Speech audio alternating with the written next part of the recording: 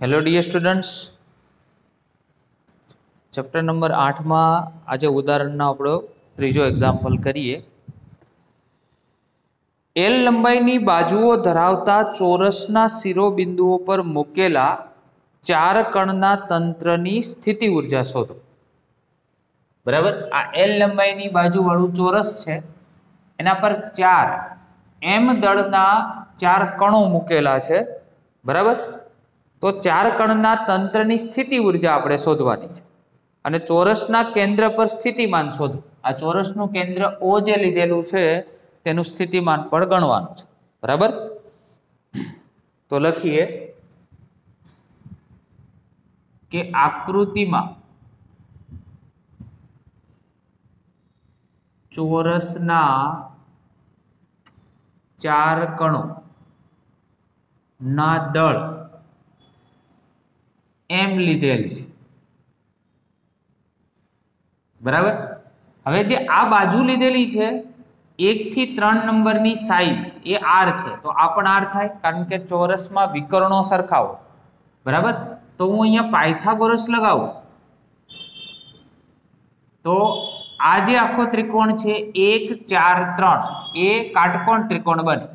बराबर ने, तो काटकोण त्रिकोण में शुं थाय, कर्णनो वर्ग बाकीनी बे बाजू ना वर्गोनो सरवाळो माटे आर स्क्वेर बराबर 2l स्क्वेर माटे आर नी किंमत थाय √2l। आने नंबर 1 आपीए जेनो आपणे भविष्यमां उपयोग करीशुं। बराबर, स्थिति ऊर्जा शोधवानी छे, चार कणोथी लई अने स्थिति ऊर्जा। तो स्थिति ऊर्जानुं सूत्र शुं हतुं, तो पहेला लखीए स्थिति ऊर्जा U = G मेम वाळो माइनस जी मेम हतुं, परंतु जो अहींया आपणे दळ जे बे लेवाना छे एमां बधे दळ तो केवा छे, सरखा, એટલે अहींया पण एम लईशुं અને बीजुं पण एम ज आवशे અને નીચે શું રહ્યું, આ રહ્યો એવું હતું સૂત્ર। તો પહેલા તો આ સૂત્ર છે, તો આ સૂત્રનો આપણે ઉપયોગ કરીએ તો -g m² અને अपॉन r થાય આના પરથી। બરાબર, કુલ સ્થિતિ ઊર્જા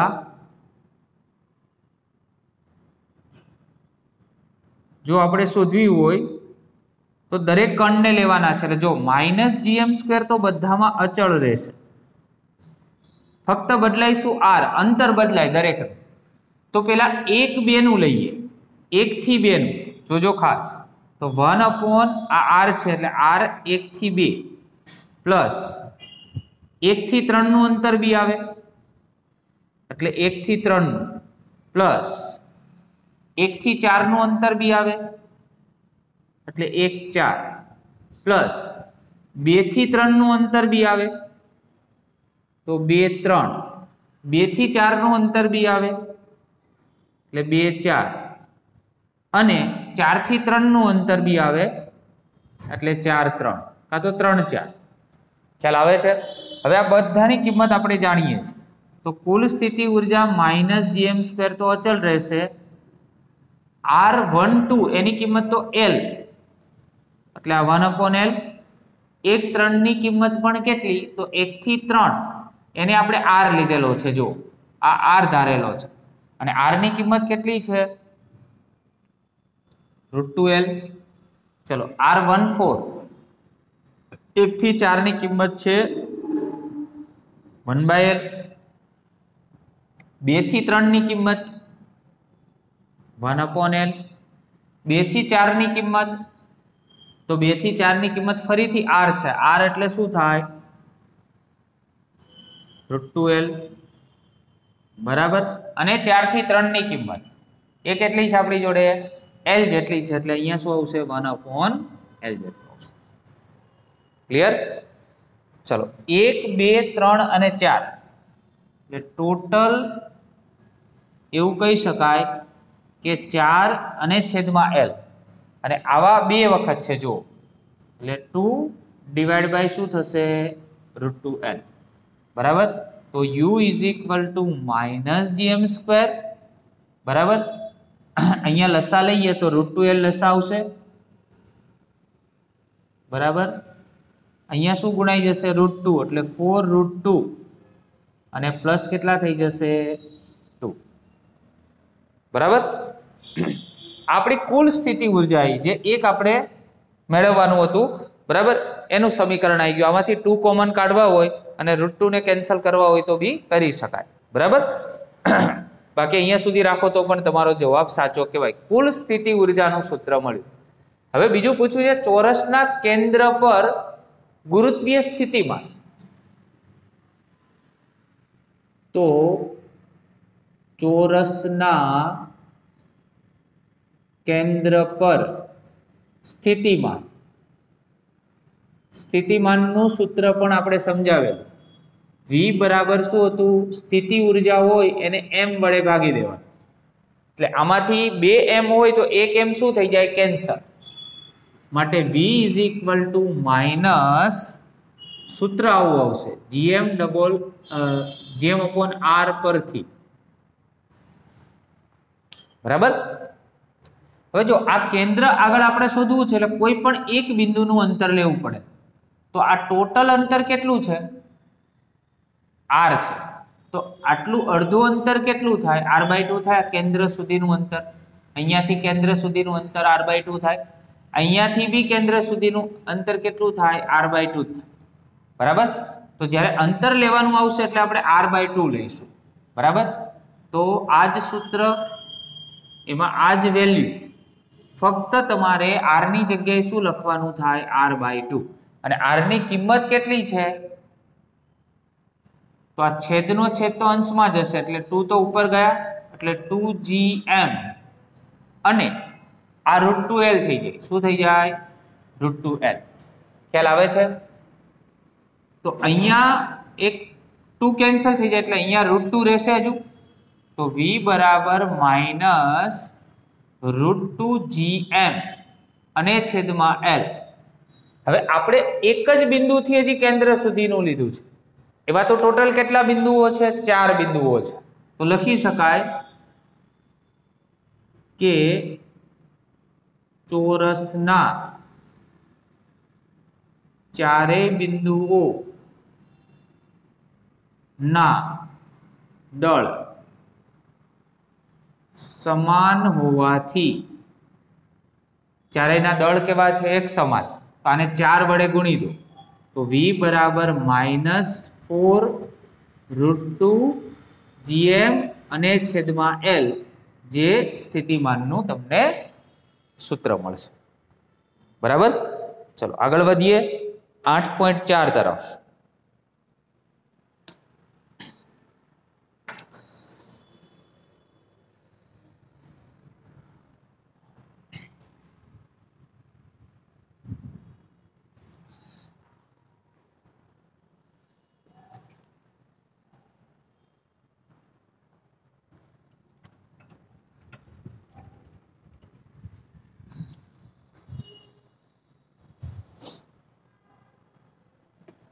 એક આકૃતિ તમને આપી દીધેલી છે આ રીતે બે ગોળાઓ આપેલા છે એક ગોળો છે દળ તમને કેપિટલ M આપેલું છે અને અહીંયા આપણે બીજો ગોળો ડ્રો કરીએ બરાબર અને જેનું દળ છે 4m જેટલું છે બરાબર।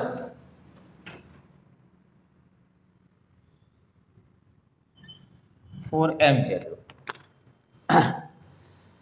ચલો આનું કેન્દ્ર O આનું કેન્દ્ર C આ બંને વચ્ચેનું અંતર એ છે 6r જેટલું કેટલું છે 6r અહીંયા વચ્ચે ન્યુટ્રલ પોઈન્ટ છે n બરાબર। ચલો અહીંયા અંતર આપણે ધાર્યું છે r જેટલું આ ન્યુટ્રલ પોઈન્ટ તટસ્થ બિંદુ n થી જો અંતર r હોય તો આ વધેલું અંતર કેટલું રહે તો આ 6r માંથી r શું થાય માઈનસ થાય તો 6r - r જેટલું થાય બરાબર। અને આ ગોળાની ત્રિજ્યા જે છે એક સમાન છે આની r છે અને આની ત્રિજ્યા બી તમને r આપેલી છે ઓકે।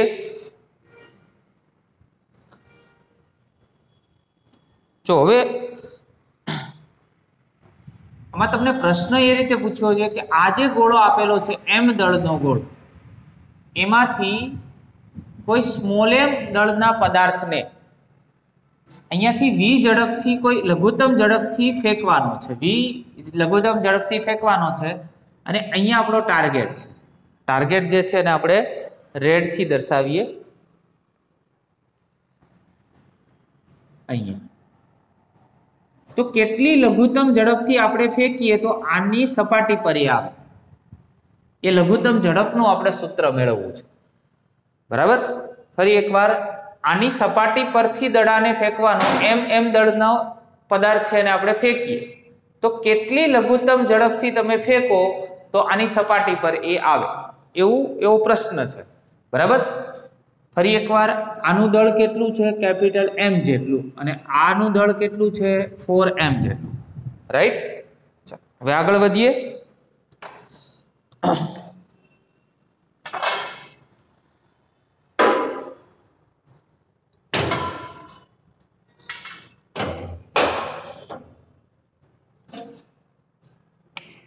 તો 1 by 1 આપણે લોજિક વાપરીએ તો સૌપ્રથમ તો અહીંયા n જે આપણે બિંદુ લીધું છે ને તટસ્થ બિંદુ છે, તો અહીં n એ તટસ્થ બિંદુ છે. મતલબ અહીંયાથી આ અને અહીંયાથી આ એ બંનેનું જે ગુરુત્વાકર્ષણ બળ છે કેવું થશે? એક સમાન થશે, એટલે પરિણામી બળ શૂન્ય થાય. બરાબર, તો n બિંદુ પાસે પરિણામી બળ શૂન્ય થાય. n બિંદુ પરિણામી બળ શૂન્ય છે. માટે જો બે દળ તમને આપેલા હોય એટલે એક દળ m છે અને બીજું દળ સ્મોલ m છે. બરાબર, તો બંને દળને કારણે તમે ગુરુત્વાકર્ષણ બળનું સૂત્ર વાપરી શકો. સૂત્ર શું હતું? g m1 એટલે કેપિટલ M, m2 એટલે સ્મોલ m, અને એનું આ અંતર તમને આ અંતર કેટલું આપેલું છે? સ્મોલ r છે, તો r નો વર્ગ આવશે. ક્લિયર? ચલો એ જ રીતે સામેની સાઈડ, તો g તો સૂત્ર રે, કેપિટલ M ની જગ્યાએ આનું દળ કેટલું છે? 4m જેટલું, અને સ્મોલ m તો ખરું જ, કારણ કે આ પદાર્થને આપણે અહીંયા લાવવાનો છે, એટલે અહીંયા બી એનું દળ સ્મોલ m જેટલું થાય. અને અંતર તો n થી આનું અંતર કેટલું છે? તો 6r r નો હોલ સ્ક્વેર. જો બધું ઉડી જશે, g ગયા, કેપિટલ M ગયા, સ્મોલ m ગયા, ચલો સામે મલ્ટીપ્લાય થયું તો 6r r નો વર્ગ, અને અહીંયા થઈ ગયા 4r નો સ્ક્વેર. ચલો બંને બાજુ વર્ગમૂળ લો તો 6r r થાય, અને આ બાજુ 2r થાય. તો 6r ઇઝ ઇક્વલ ટુ કેટલા થાય? 3r. માટે small r is equal two કેટલા થાય? 2r. જ્યાં પણ સ્મોલ r ની કિંમત આવશે ત્યાં હવે આપણે કેટલી મૂકીશું? 2r જેટલી કિંમત મૂકીશું. બરાબર, તો એક પરિણામ મળ્યું. હવે યાદ રાખો કે આ m દળની સપાટી પરથી સ્મોલ m દળના પદાર્થને ફેંકવો છે. હવે ફેંકો એટલે કઈ ઉર્જા આવે? ગતિ ઉર્જા. અને એના પર જ્યારે પદાર્થ પડેલો હોય ત્યારે કઈ ઉર્જા આવે? સ્થિતિ ઉર્જા. બરાબર, તો પ્રારંભિક ગતિ ઉર્જા, ચલો પ્રારંભિક છે એટલે ki કહેવાય, mvi² લખી દઈએ. બરાબર, અને સ્થિતિ ઉર્જા, તો સ્થિતિ ઉર્જાનું સૂત્ર શું છે? બરાબર, -g મેમ વાળું સૂત્ર. એક તો કેપિટલ M છે, એક સ્મોલ m છે, અને ડિવાઈડ બાય શું થાય? r. અહીંયા આપણે સ્થિતિ ઉર્જાનું સૂત્ર લખીએ છીએ એટલા માટે.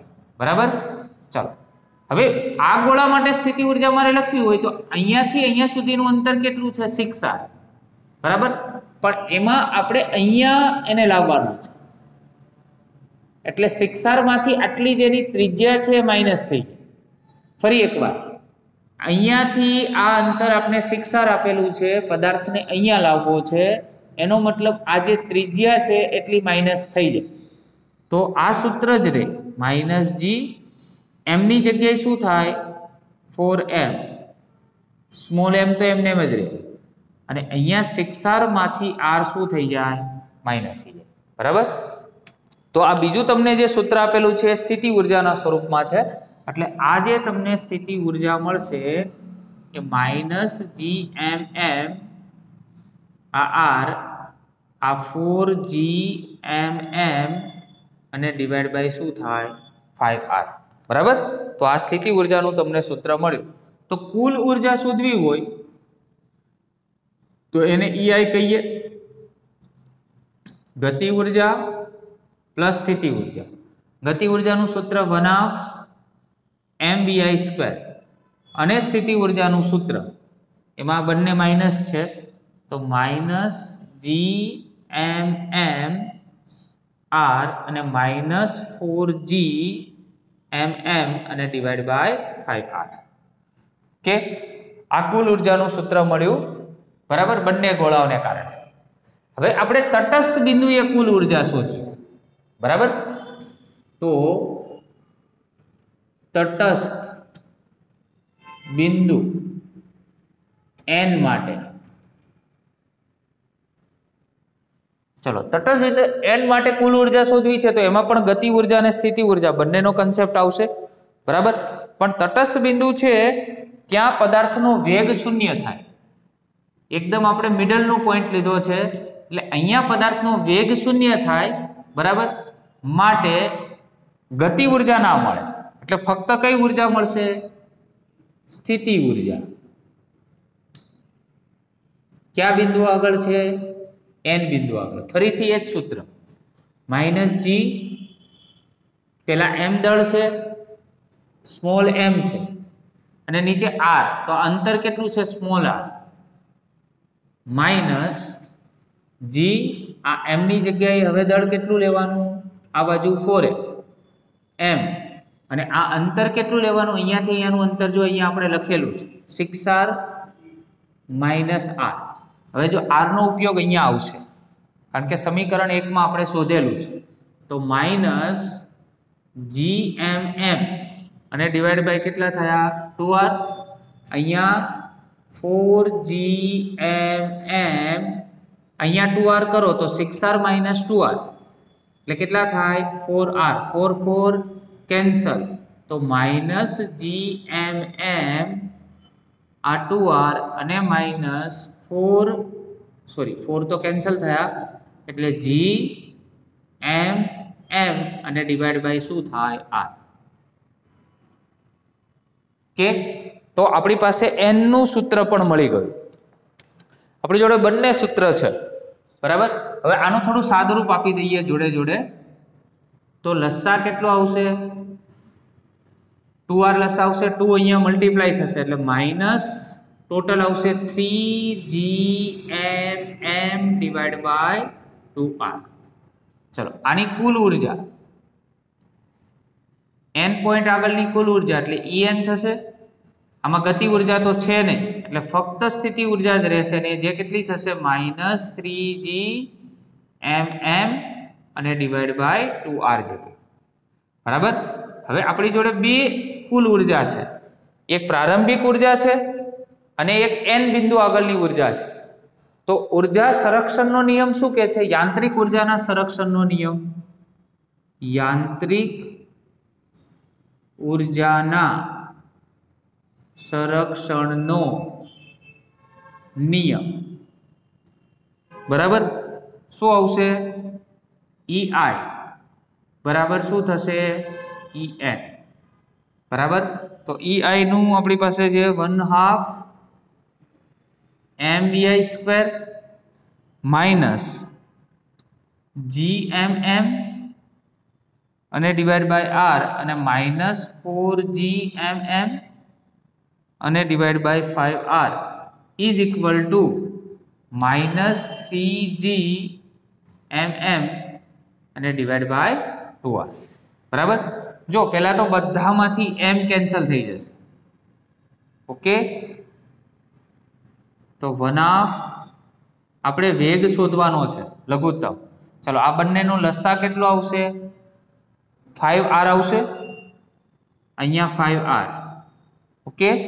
चलो अहींया 5 नहीं એટલે 5 गुणाय तो 5 અને બીજા 4 એટલે टोटल थाय -9 आ माइनस तो आई गया એટલે 9 પછી થશે g અને m बराबर। g અને m आ 5 अहींया गुणाय એટલે 5 आ બંનેનો જ ફક્ત આપણે લસા લીધો છે બરાબર। અહીંયા આપણી જોડે આવશે -3gm અને 2r।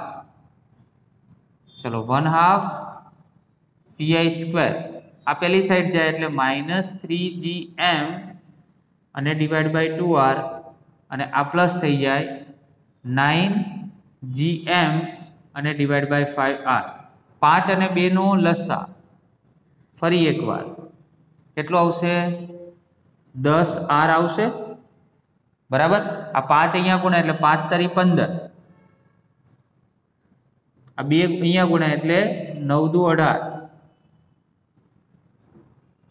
ओके। तो 1/2 vi² आ થઈ ગયું 3gm बराबर અને डिवाइड बाय 10r। चलो आ થઈ ગયા કેન્સલ। આપણે ફક્ત vi જોઈએ છે એટલે સ્ક્વેર રૂટ કાઢો તો અંડર રૂટમાં શું આવશે 3/5 gm/r જેટલું તમને લઘુત્તમ વેગ મળશે બરાબર।